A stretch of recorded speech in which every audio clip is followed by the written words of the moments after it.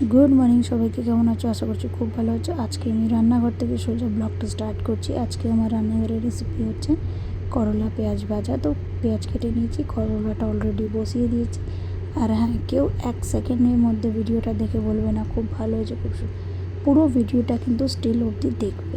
তো চলো, করলা আর পেঁয়াজ ভাজাটা অলরেডি আমার হয়ে এসছে, আর একটু ভাজলেই রেডি হয়ে যাবে। দেখো কি সুন্দর লাল লাল করলা ভাজা রেডি।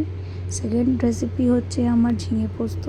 তো তেলটা গরম হয়ে গেছে, তার মধ্যে কালো জিরে আর কিছুটা পেঁয়াজ কুচি দিয়ে দেবো। দিয়ে ভালো করে একটুখানি গোল্ডেন ব্রাউন হওয়ার মধ্যে তার মধ্যে দিয়ে দেবো তোমার ঝিঙেগুলো। আমি একটু আলাদা আলাদাভাবে রান্না করি, সবভাবে এক্সপেরিমেন্ট করি, কারণ একঘেয়ে রান্না খেতে ভালো লাগে না।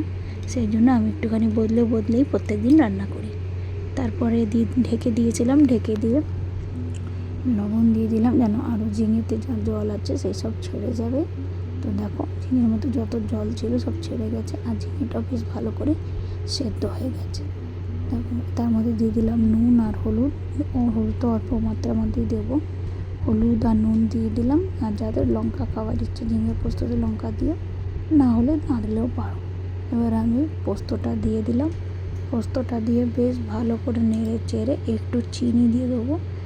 দিলে ফুটে গেলেই আমি ঝিঙে পোস্তটা নামিয়ে নেব। তোমার আমাদের ভিডিওটা কেমন লাগলো, ঝিঙে পোস্ত রেসিপি আর করলা পেঁয়াজ ভাজা রেসিপি, অবশ্যই জানিও। আর হ্যাঁ, তোমাদের আর কী কী রেসিপি দেখতে ইচ্ছা করছে সেগুলো আমাকে জানিও কমেন্ট সেকশানে। আমি চেষ্টা করব তোমাদের রেসিপিগুলোকে বানাবার, আর আমারও ভালো লাগবে নতুন নতুন রেসিপি বানাতে। দেখা হচ্ছে পরের ভিডিওতে। টাটা।